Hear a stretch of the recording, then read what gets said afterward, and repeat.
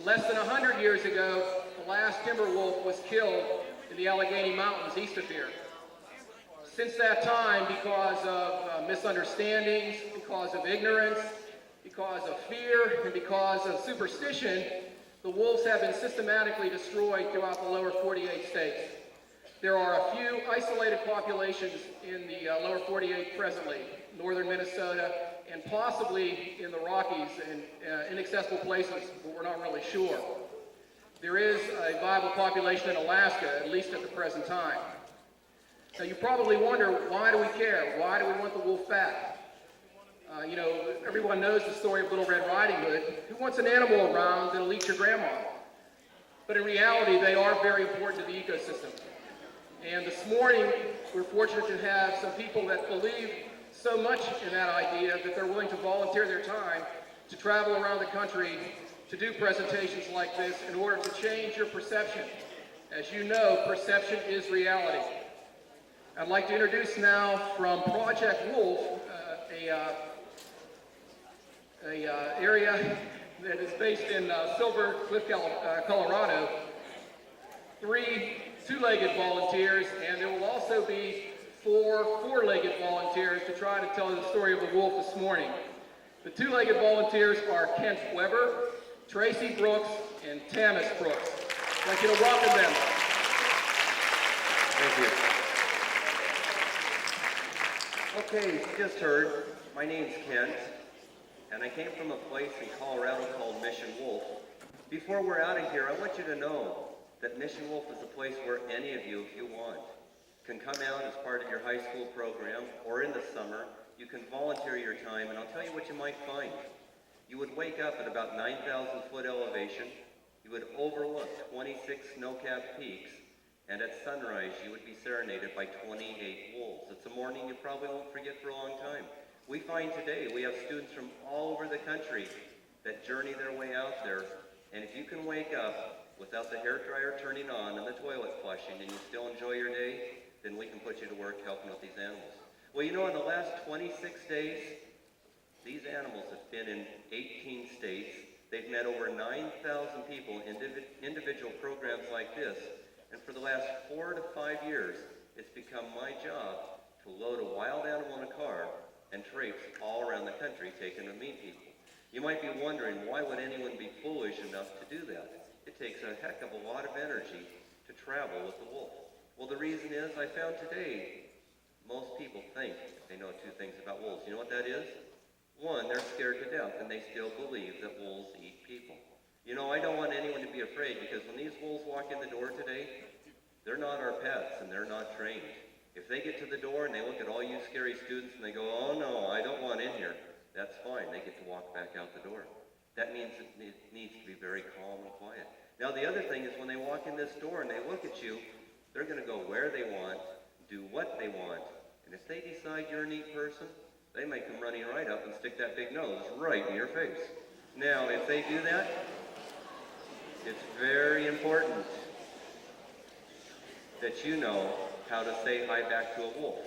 Now, I want to tell you, I know you're very excited. I've talked to some of the people within your school, and I see there's been a lot of energy put to this program. But I'll tell you what's going to happen if we all talk like that, as you just did a minute ago. We walked into a group in Worcester, Mass. here just about a week ago. A group of students kind of like yourselves. They were so excited to meet the wolf that they could hardly keep themselves quiet. And think about it. You know what the wolf has learned about people today? They've learned that you're one of the most violent creatures on this planet. They've learned to be scared to death of people. And most wolves today would not even come near a strange person.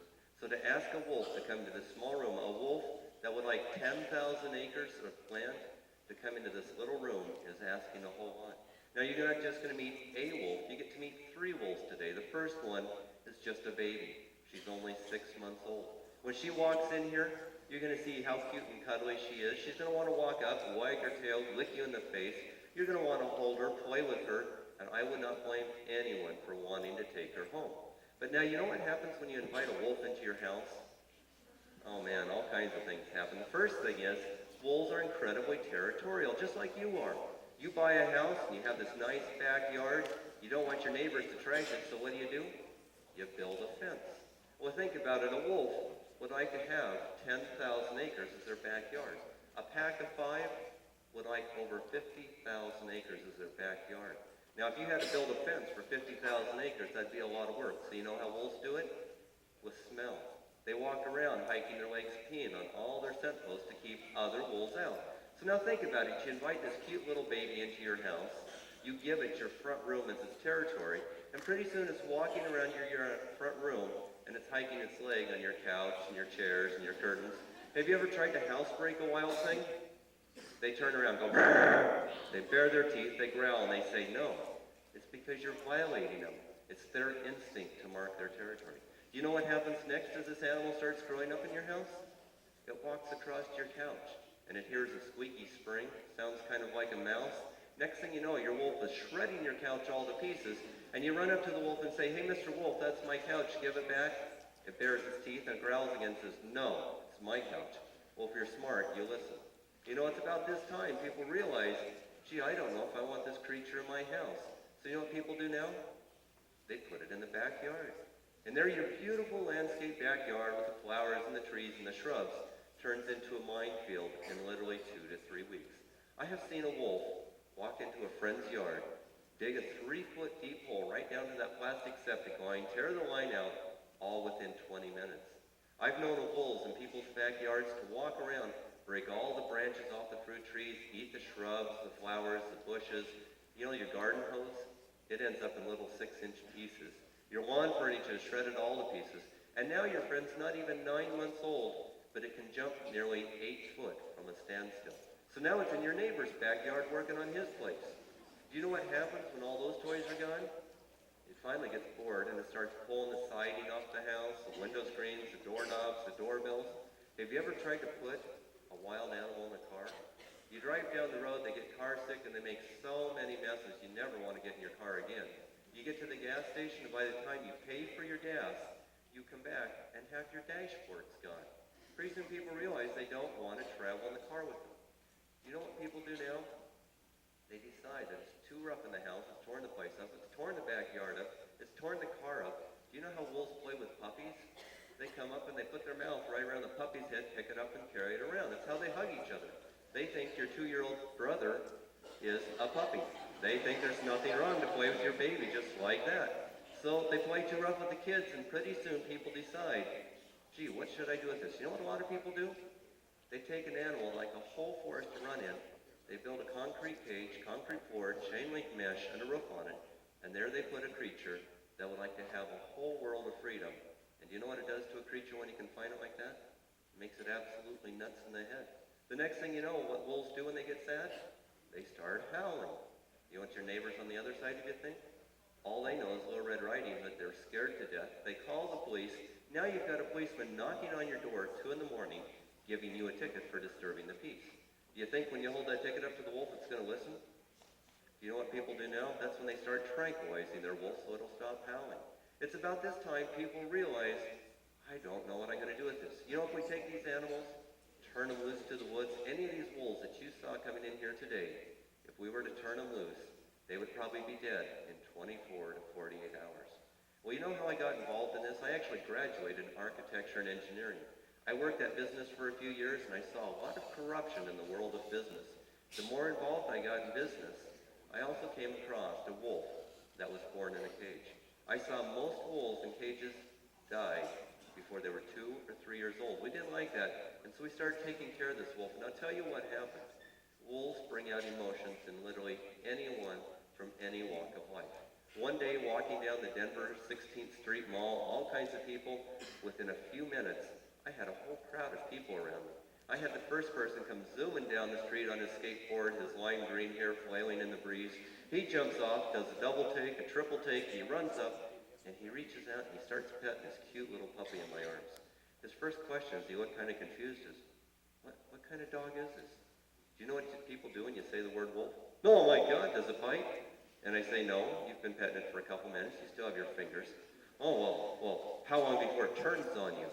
Believe it or not, that's what most people think about wolves. Now, you know what our society has told you? If you like something, what are you supposed to do? Go buy it, own it, control it. That has resulted today with more wolves in cages than are left in the wild. As we started taking care of this wolf years ago, we found that most people couldn't take care of him, and somebody asked me, "Hey Kent, would you take care of our wolf?" Well, okay. Well, hey Kent, how about taking ours too? And the next thing I knew, we had so many wolves coming at us, we didn't know what to do. So we moved to a place where we live now called Mission Wolf. It's 15 miles from the highway, almost 10 miles to our neighbors. We have no electricity. We get our power from the sun. Our water comes from a gravity-fed spring. Our waste goes into a composting outhouse system. We get our food from a greenhouse, and it's become a very natural way to live. Well, when we moved out there, we did it for one reason: to give these wolves a peaceful place. And by giving them several acres of habitat to run in, they have found that when folks like you come to greet them, they don't tuck their tail and run away like most wolves in cages. They look up like it's kind of fun. And when I walk you into an enclosure with an entire pack of wolves, this is what happens to a lot of people. I open the gate to let you walk in, and you go, but there's wolves in here. And I go, I know, let's go sit down. But they're in here. And even though we walk in the enclosure with a whole pack of wolves, they may not even come up and say hi to you. It takes a long time to make a friend with a wolf. For them to come walking up, stand 5 foot away from you, look you in the eye, and there's no fence, no chain, no leash, it makes you come to grips with your fears. And all of a sudden people realize, wow, this animal's not going to eat me. And you know what the next thing you realize? No, it's not a pet, and it doesn't belong in a cage. Well, that's why we're here today. You know, as I sit here talking, you've all heard about Yellowstone National Park. When Columbus landed on our shores, every animal that was here then is in Yellowstone Park today, except for one. Which one's missing? The wolf. And as we sit here talking, in 1973, a fellow years ago named John Harris traveled all around the country with wolves, and he did a lot of good to help them. He took those wolves to Congress in 1973 to help create a law called the Endangered Species Act. That law said that us people must do all we can to restore the balance in Yellowstone. Well, here it is almost 20 years later, and we have failed to do so. You know why? Because of politics and economics, nothing to do with biology. Well, as you sit here talking today, did you know that the state of Washington has maybe 4 wolves? The state of Idaho has a whopping 10 to 15. Things are really happening in Montana. There's almost 40 to 50. And Wisconsin has nearly 60 wolves. There's one state, Minnesota, that has nearly 1,500 wolves. That is the only state in the lower 48 that we're not completely chased out of. Well, now as we sit here talking, that means there's nearly 2,000 wolves total in the entire 48 states. The wolf that used to live here, the wolf that lived throughout most of the Great Plains, will never be here again. Now you hear about most animals becoming endangered or extinct for one reason. They lose their habitat or their food.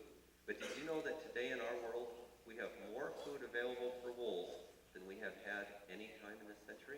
There's so many deer. Are you experiencing deer coming into the city here? We're finding deer all over the world here. There's so many deer and elk available that if the wolves were to eat in Pennsylvania, just the deer that are hit on your highways, there could probably be 1,000 wolves living in Pennsylvania. The only reason wolves cannot live here today is us people. Well, now I wanted to show you a film, but I bet you would rather spend time with the wolves. So I'm going to tell you the 2 ways that wolves could come back to Pennsylvania or to Yellowstone or anywhere else in the 48. The first way is what we call natural recovery. And that's when a wolf walks from Canada into the United States. As soon as that wolf touches our political boundaries called the United States, it's fully protected by federal law that makes it illegal for anyone to shoot them or hunt them. Well, if you were a Western rancher, that would scare the daylights out of you. So you know what they're trying to propose? An alternative called artificial and experimental reintroduction. That's where we go up to Canada, grab a pack of wolves, lift them in the air, and drop them in Yellowstone. Now, if those wolves stay in the park, they're protected. But you know what happens if they step out of the park? They're delisted off the endangered species list, and it allows hunters and ranchers to legally kill them. Well, I think you can decide for yourself which might be the better way to have wolves come back. And do you know that in 20 years of the process going on, this is the first year that our government has been given nearly $500,000 to decide not if, not when, but how do wolves come back to Yellowstone. This is the one year that you people in this room have a chance to have some input and really make reality happen for the wolf. That's why we're here today. As part of this program, we have brought some information in here. It has a whole list of addresses where you students can write for free information to educate yourself. And then when you know it all, there's a very critical address called the Gray Wolf EIS, where you can all write a letter to and tell them how you feel.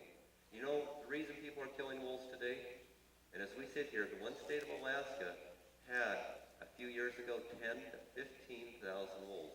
Do you know how many Alaska has today?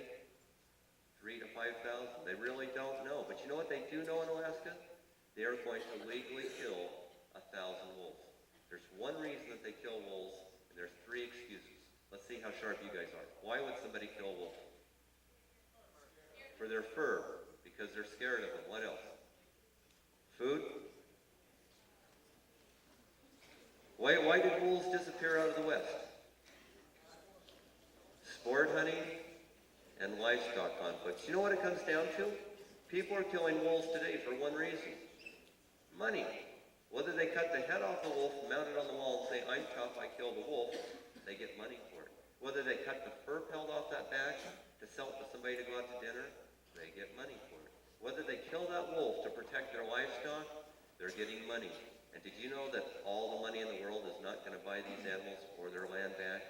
The one thing that is stronger than money is all of you sitting here today. It's amazing what one person can do. And if all of us collectively together were to work to help tell our politicians how we felt, that's the one thing that can change things. Well, now that you know why we're here, you know what I found? I can talk to you all day about wolves. I can tell you they don't eat people. I can tell you they don't make pets. But until you meet a wolf, eye to eye, do you understand it? You guys ready to meet a wolf? Okay, now let's remember, I need to get through this as quick as possible. And you hear how you guys started rumbling? If you do that when the wolves are in here, they're going to tuck their tail, they're going to head out the door, and you're not going to see them. You know, out of 9,000 people that have met these animals in the last 3 weeks, one group of students was so noisy like that that they got to see the wolves 2 minutes. I'm sure that some of you students would rather have about 15 minutes with the wolves. So now before they come in, I need to tell you how wolves communicate. You know, they're just like people. They live in a family called a pack. There's a mother and a father wolf. They mate for life. They raise their family. They play together. They hunt together. And when you come to school, you meet a friend, and what do? You offer them your friendship. You shake their hand. You see people that you love, and what do? You walk up and you wrap your arms around your buddy, and again, you're using your hands. You're reaching out to show your friendship. Well, believe me, wolves don't go running up to each other, stick out their paw to shake paws. Do you know how wolves say hi to each other? And if any of you want, you can come to Mission Wolf and see this yourself. Right after they have that howl at sunrise, one of them will run right up on top of the hill, and it yawns and stretches, just like you do. Another wolf wakes up and says, gee, I better say good morning. It charges up to that first wolf, and you know what it does? Starts licking it all over the face. Pretty soon its mouth goes wide open, starts chewing on the nose of its friend, goes over the eyes, and it grabs its friend right by the top of the head and starts shaking it around a little bit. Now another wolf wakes up, and it charges up to those 2 wolves. It starts licking and chewing on them. And before long, you've got 5 or 6 wolves all chewing on each other. You know, I've seen a wolf come up to a friend, and you might see this today. Start chewing on their friend by the nose, and pretty soon they grab their friend by the cheek, and they pull that cheek 2 to 3 inches away from their teeth. They keep pulling on their friend's cheek so far until they knock their friend on the ground and drag him 5 foot across the dirt. Now think about it. If I grabbed you by the cheek and started dragging you around, you'd be squeaking and whining, making all kinds of noise, and that's just what the wolf is doing on the ground. Do you know what the wolf on top is doing? Has its teeth bared and it's growling and it's being all tough. And if that's not enough, one of those other wolves grabs that one on the ground by the leg and starts dragging it backwards across the ground. Now before long, these animals are snarling, growling, screaming, whining. They're making so much noise. They're biting each other over every part of their body. You would swear they were killing each other. Are they? What are they doing? They're playing. They're showing their friendship. Did you know that wolves use their mouths just like we use our hands? So now, biggest difference between wolves and dogs is when I walk into the enclosure with a whole pack of wolves, you know what they think I am? They think I'm an equal. They think I'm just like a funny-looking wolf. They don't come running up and sit at my feet and let me pet them on the head like a dog. They greet me just like I'm one of their family. You know the biggest difference between wolves and dogs? It's their mind. They say the brain of a wolf is almost a third larger than the brain of a dog. These animals know exactly what they want, and what we want, but they know it so well that they're not going to do anything we want. Oh, okay, we're going to have some volunteers come up to meet the wolves here. Why don't you guys just have a seat right along here on the ground? Yeah, feel comfortable and just...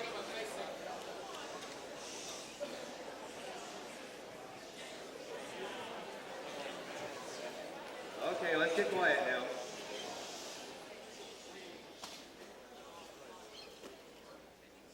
What I'd like to do is tell these folks how to act when they meet the wolf. Did I tell you the biggest difference between wolves and dogs is what? Their minds. A wolf wants to make you happy. You know why a dog wants to make you happy. Do you know why a dog will fetch a stick all day long? So you'll pet it on the head and say, good boy, Fido. You fetch the stick again, and he'll do that over and over and over again just so that you will pet it on the head. Well, believe me, do you think a wolf cares about being petted on the head? Do you think a wolf even thinks about making you happy?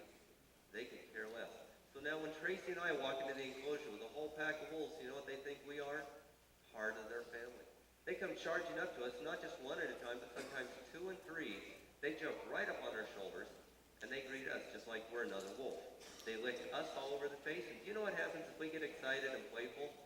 They get excited and playful. They open that big mouth of theirs, they start chewing on my chin, my head, my arms. Do you know what happens if we get playful and run around with the wolves?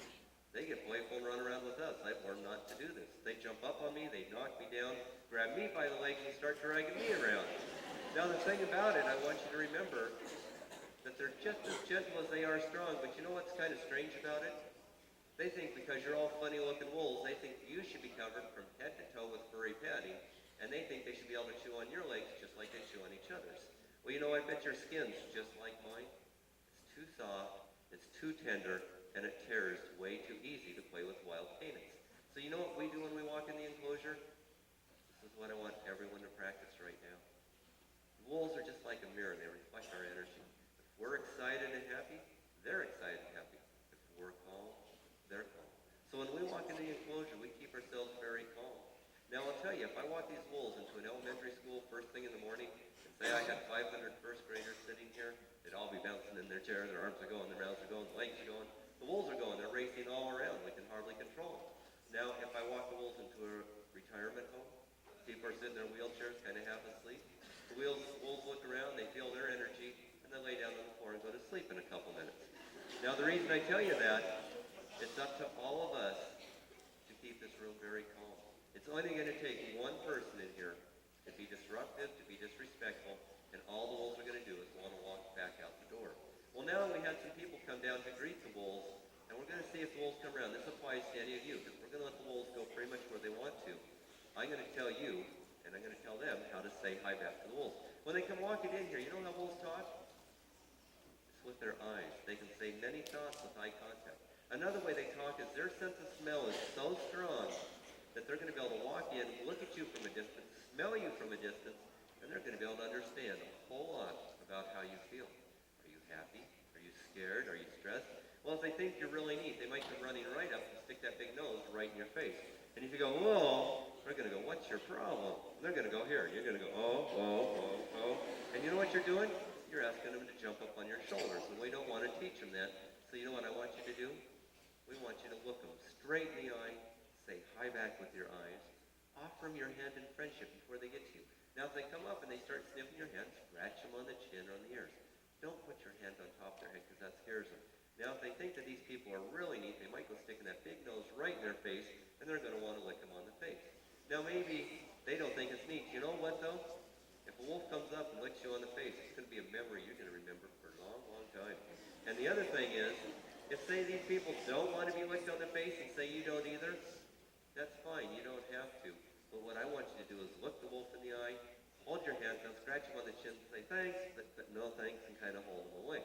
Now, the other thing I want to mention is I hope nobody has any food out. And you might want to slide your packs back under your chair, just these people in the front rows, because wolves have no manners when it comes to food. Once they get a prize in their mouth, you can't have it back.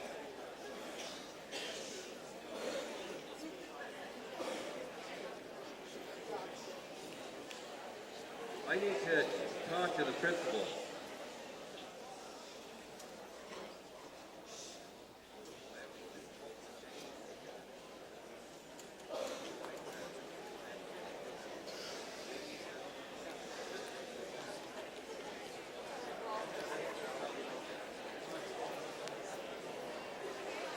I'm sorry, I've just been informed something. When the animals come in, they're only going to be able to come up and greet these folks. We're going to let them tell you how to act when they meet the wolves. We find this across the country. A lot of people have been told that if you're told about wolves, you know what we've all learned? To be scared to death of them. That's what this whole program's about. So when the wolves come in here, as they come up to say hi to the people, I want you to watch how they say hi back. Now, if you want a chance to understand these animals yourself, we have interns that come out from all across the country, and they help teach about the wolves. And you know what, students? This is your chance now to teach your friends what you've learned so we can all change it. Now, the first wolf is going to come walking in the room here in a minute. I know, I'm all disappointed. You're disappointed too. But let's try to understand. We still need to make this place a calm place for these animals. These animals have met hundreds of thousands of people across the country. And you know what? They've even done programs from the Today Show down to Mr. Rogers' Neighborhood. And the whole concept is today to try to learn to respect an animal that you've been taught to fear and hate most of your life. And if you can learn to respect that animal, you can maybe learn to respect its habitat. And if you can learn to respect its habitat, you know what's even more important? You might be able to learn to respect your friends. That seems to be one of the biggest problems in our world today. Well, now this first wolf, when she comes walking in here, her name's Rocky Mountain Passion. She's only 6 months old. She's just a baby. She weighs about 40 to 45 pounds right now. She's going to be about 90 pounds when she's full grown. I'll tell you what happened to this wolf. She was born in a cage in Montana this last year. And remember, if we said you were a wolf and you were born in a cage, it takes you almost 2 years to learn how to hunt. So if we were to turn her loose to the woods, and she were to see a deer and the deer ran at her, she'd probably tuck her tail and run away. If the deer ran away the other way, she would probably think, gee, what was that? She'd try to chase it, but she probably wouldn't be able to catch it. More than likely, she would starve to death in a few days. But being a wolf brought up in a cage, she knows that somebody's brought her food and friendship every day. And so that means if we took her way out to the woods, turned her loose in the most remote place in the world, she would probably run to the first person looking for food and friendship, and way out in the woods, who would that be? Probably be a hunter or trapper rancher, and she would be dead in a few hours. You know, one of the biggest reasons why I'm here today is there are so many wolves in captivity, almost 250,000 of these animals, and most of the people, when they get 2 to 3 years old, can't handle them. When we started taking in a few wolves, we finally realized we could not take them all in. And in the last 3 to 4 years, I've had to turn down over 800 to 900 animals of people like yourself that thought it was neat to have a wolf as a pet, and it trashed the house, trashed the yard, trashed the car. They decided they didn't want it anymore. That means every week I have to turn down 3 animals. It's probably been the hardest thing I've ever done in my life. That's why today I don't want anyone to think they want to get a wolf as a pet. You know, for those of you, how many know somebody or yourselves have a wolf or a wolf hybrid as a pet? How many of you have met somebody that has one? That's pretty neat. Not very many of you. We find that most of the programs we do, over 50% of the wolves, or more than 50% of the people have come across these animals. And in the right home, with the right understanding and the right care, they can make a neat friend, but they don't make a good pet. Well, you know what's happened this year? There's a movie maker, and if you watch CBS and National Geographic next year, you're going to see a wonderful film come out called Return of the Legend. That film is going to do a whole lot of good to help the wild wolf recovery. But you know what? To make a film on wolves, what did he need? He needed some wolves. So he went to one place and he got an adult male wolf. He went to another place, he got an adult female, and he put them both in a cage. He said, I want you to grow up, I want you to mate, have some babies, I'm going to film you for a couple years. Well, you know, it worked just about as well if I took 2 of you, put you in a room, and said, I'm going to come back in a year and I want a baby. It probably wouldn't work. Well, that's what happened to these wolves. They didn't like each other. The male went this way, the female went that way. And so you know what the guy did? He said, well, we need to have some babies. So he went to a breeder and he asked her to breed some babies for him. Well, when the babies were born, she said, okay, here you go. And she gave them all to him. A year and a half ago, there was one baby that was excess and not needed. We found when we brought that little baby home, do you know what happened to all the wolves at our sanctuary? I have not found a good reason to have a wolf in a cage. You can't turn them loose. You can't find enough homes for them.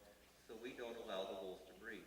When I brought that little baby wolf home to the sanctuary, it caused 25 adult animals to become so excited, so happy, that they all waited their turn to play. But you know how wolves play with babies? I put this little 7-pound baby down in a pen with a whole pack of wolves. They thought she was the sweetest thing. They all ran up to her, started licking her all over.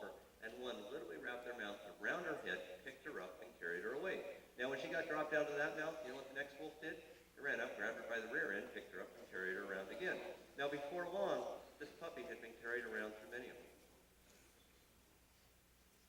Okay, thank you.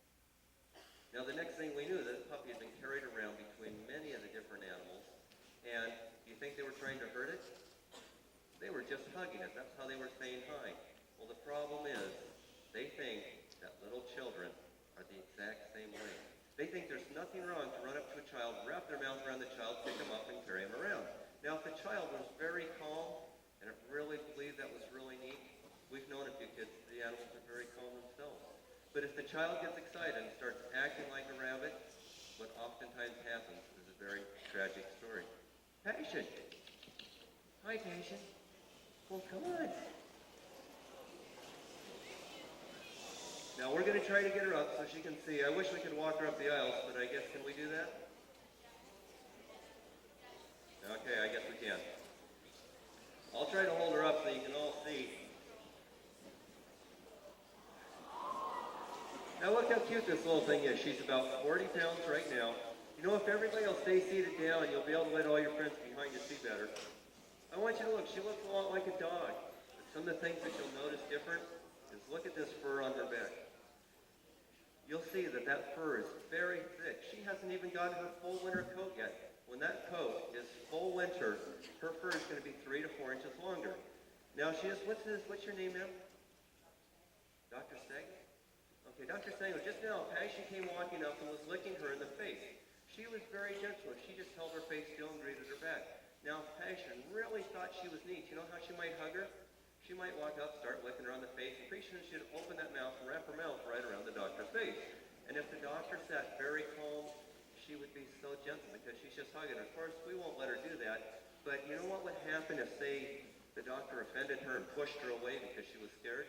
Passion, oh my God, what's your problem? I'm just trying to say hi. And she'd be that much more excited to lick her in the face. Now, this little girl here, you see this chain around her neck? She's going to have that chain on her neck for most of her life. Maybe we can get Passion to get up on the stage so she can walk along and have everybody have a chance to see her a little better. Oh, she found the spot. She says she's going to lay over.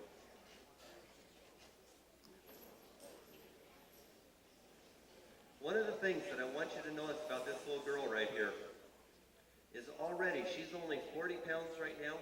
She's going to be nearly 90 pounds before she's full grown. But look at how long her legs are. You see those feet are just huge. They work just like a snowshoe. And I hope that you students agree with me that I think that fur coat looks a whole lot better on her than it does on any of us. And that's one of the first things we can do to help protect these animals. That coat has put nearly a $500 price tag on her head. Now you can see how cute she is, and I wouldn't blame any of you for wanting to take her. Okay. Hey, Tamas, would you come over and help me? Hop right up on the stage. This is Tamas. He lives with the wolves. He's only 11 years old right now, and he's grown up with many of the animals, and he's learned how to be their friend. He also has the keys to get the other wolves out of the van. Now, he's learned how to be with the wolves. He's learned that he cannot play with them. He can be a friend, and you can see he's really calmed Passion down right here. The next wolf that we're going to bring in is a 2.5-year-old wolf. Her name's Sila. And you know what happened to Sila? Her mom and dad have lived in a 12-foot diameter circus cage for their entire life. You think they're very happy? They're absolutely miserable. You know what would happen if you drove by this facility? In a room half the size of this auditorium in an old barn, you would find about 50 to 75 wild animals. You'd start off with African lions over here, Siberian tigers, black panthers, bears, foxes, wolves, coyotes, skunks, raccoons, the whole works. And do you know what they did to me 8 years ago when I walked through that place? They came walking out at the end of the line and they gave me this cute little kitten. They put it in my hands, it licked me on the face, it purred. It was one of the sweetest little animals I've seen. They said, take it home, raise it like a cat. You know what kind of cat it was? A baby mountain lion. They said they were running a special, only $350. Well, you know why they do that? Because they can make a lot of money. This next wolf that walks in the door, when she was just a little baby, smaller than Passion, a family came driving by from the city, and they thought it'd be really neat to have a wolf as a pet. The people at the zoo, they put this wolf in the kids' hands, the 12-year-olds. They licked the 12-year-old all over the face. You know what the people at the zoo said? Oh, it's for someone special like you. Oh, sure, you can have it in the city. I'll put it in your backyard. Plays great with the kids. You know what? They sold it for $400. That animal went home, and if you were a wolf out in the woods, what would you do all week long? You'd try to find food. So I set this girl loose. She wanted to chase a rabbit. She might run around for 2 to 3 days chasing a silly rabbit. And once she got that rabbit in her mouth, you think she'd let anybody take that rabbit out of her mouth? She wouldn't even let another wolf. So you know what happened to Dad when he invited a wolf into his house? Dad invited this wolf into his house, and he sat down at the dining room table to have dinner with the family, and he expected his pet wolf to sleep on the living room floor like the dog used to. Guess what the wolf did? It decided to jump in the middle of the dining room table, crawled right up the 12-year-old's lap, jumped right in the middle of the family table. Food went flying everywhere. You know what Dad did? He did the dadly thing. He said, "That's my food," and he tried to take it away from her. You know what she did? She bared her teeth and went, "Arr." She said, "No, it's not. It's my food." Dad said, "No, it's not." He grabbed her and he threw her off the table. What do you think she did to Dad? Chomped him right on the head. Was she being mean? No, she was protecting her food. Well, that was when she was very little. She was only 4.5 weeks old. Look at how big she is now. Well, Sila. Now try to be quiet. Now watch how she comes up. This is Aunt Jill and Aunt Isabel, where we've been staying. I want you to also thank this lady in the blue sweater right here, Isabel. She's one of your neighbors, and if it wasn't for her, these animals would not be in this program today. We'll see if we can get Sila to pop up on the stage so you can all see. Sila. Okay. Now, try to imagine her 4.5 weeks old in your house, just a cute little thing. I wouldn't blame anyone for wanting to do it.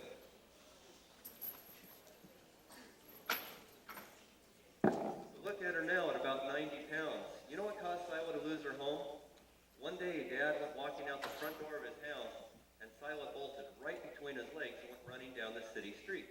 Well, you know, most wolves would have been shot and run over in a few hours. The owner knew that. So he went running after his wolf. But guess who could run faster? The wolf. She ran down the street so fast, you know what she found? A neighbor's house whose front door was wide open. She ran into the house so fast, you know what she found? She got some food, a loaf of bread. She put that bread in her mouth, she turned around and ran right back out the door. The neighbor caught her and he said, "Nope, that's my food," and he ripped it out of her mouth. What did she do to the neighbor? Chomped him right on the hand. Was she being mean? No, she was just protecting her food. You know how old she was? 9 weeks old. That was when the neighbor comes running up to the owner, and he looks at the owner, and he goes, "My God, what are you doing with an animal like this in the city? And what are you going to do when she's 90 pounds and doesn't say anything, and you can't take anything out of her mouth?" You know what that owner did? He realized that Sila was not going to last in the city. At 9 weeks of age, she was climbing out of his 4-foot-high chain link fence.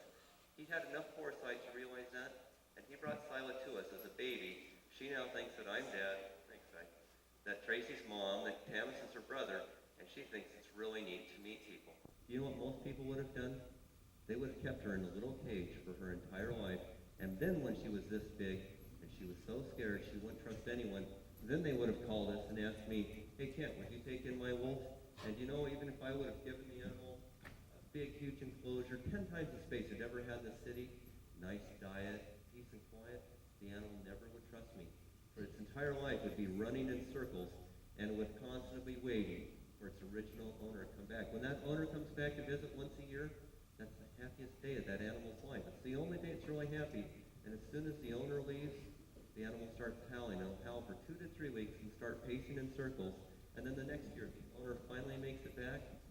Finally, they realize that the animal's so stressed it ends up dying in 2 to 3 years, basically, of stress. Have we done the animal any favors?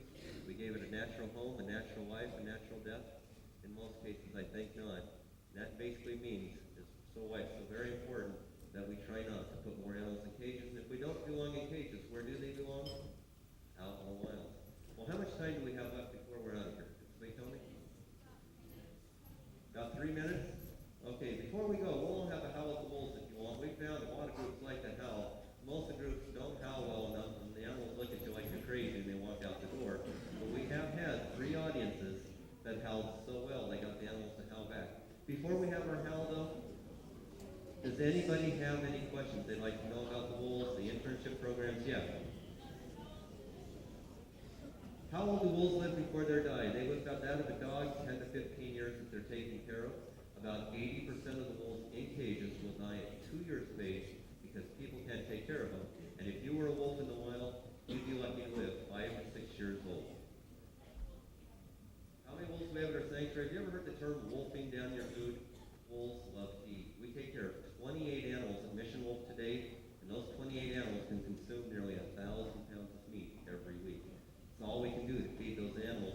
If I could get all the unwanted animals people have called me for in the last 4 years alone, I'd have 800 to 900 animals. Any other questions? Okay, well, you know, you students today have been real quiet. I was a little worried when we first came in because everybody was so excited that they might scare the wolves back out the door. But as you can see, you taught these wolves that you're a friend of theirs. Now it's up to you to teach your friends what you learned today, because you're all going to be wolf teachers after this program. You know, as part of this program, your school has made a donation to the sanctuary, and part of those funds are going to go back to feed the wolves, and in return, we're going to send you a nice color photograph of one of the wolves you've adopted. It's going to come with a certificate, a membership, and a newsletter. And I want you to be sure and ask your teachers for the newsletters. I know Passion, it's no fair. She sees these funny-looking wolves right here, and she's been taught that she's met thousands of people, and she knows that's what she's supposed to. This is very frustrating for her right now, to be brought in, not be allowed to go to people. But that's part of the whole program today, is because, you know, people, wild animals aren't something we should have to pet. We should just be happy knowing that they live in the wild. Well, I hope you've all enjoyed a chance of having a glimpse of what it's like to be a wild creature on a chain.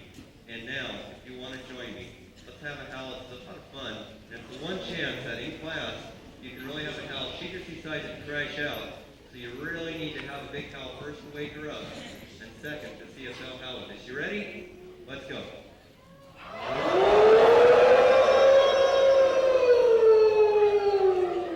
Come on, I've heard second graders do better than that. Let's go. Hey, she's wagging her tail just thinking about it. Let's go.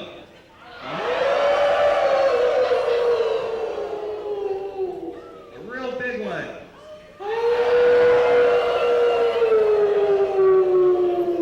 One last one.